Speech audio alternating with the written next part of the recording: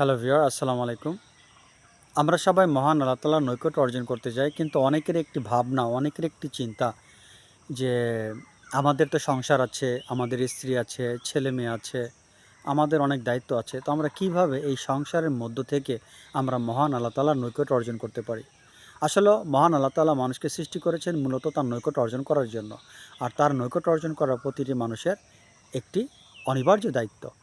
দায়িত্ব বলা যায় কি, এটি মানুষের একটি বলা যায় যে নিজস্ব স্বকীয়তা, নিজস্ব বৈশিষ্ট্য, মহান আল্লাহ তাআলার নৈকট্য অর্জন করা মানুষের প্রকৃতিগত বিষয়। এটা কোনো অপশনাল কোনো কিছু নয়।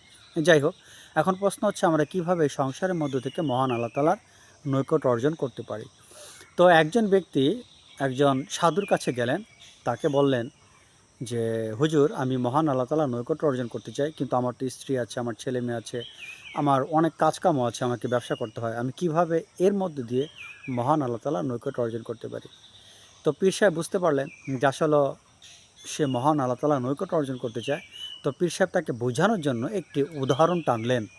পীর সাহেব তাকে বললেন, আচ্ছা, তুমি কি দেখেছ যে গ্রামের মেয়েরা একসাথে নদীর কাছে যায় এবং তারা পানি নিয়ে আসে। দল বেঁধে তারা নদীর কাছে যায় এবং কলসিতে করে পানি নিয়ে আসে। যখন কলসিতে করে পানি টানে, তখন সবার মাথার উপরে কিন্তু কলসি থাকে, কলসিটা কিন্তু পানিতে ভরা থাকে।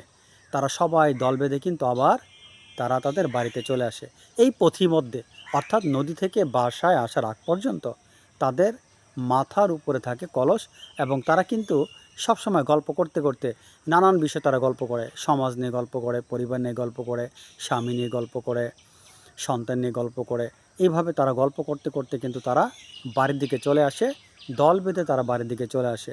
কিন্তু তুমি কি খেয়াল করেছো যে তারা গল্প করলেও তাদের কিন্তু মনটা থাকে কলসের দিকে?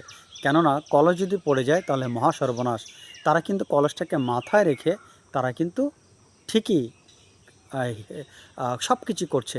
তারা হাঁটছে, তারা গল্প করছে, তারা সংসারের বিষয়ে কথা বলছে, সব কিছু তারা করছে, কিন্তু তাদের মনটা আছে কিন্তু কলসের দিকে।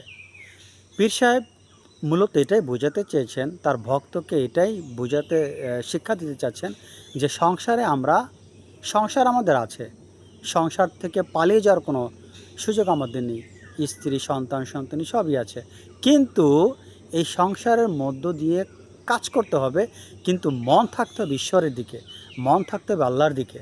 ওই যে কলসের উদাহরণটা দিলেন, যে নারীরা দল বেঁধে তারা পানি আনতে যায় নদীতে, তারা পানি নিয়ে আসে, কিন্তু তাদের মনটা থাকে কলসের দিকে। কলসটা পড়ে গেলে সর্বনাশ। এভাবে আমরাও আমাদের সব কাজ করব, কিন্তু মনটা থাকবে ঈশ্বরের দিকে।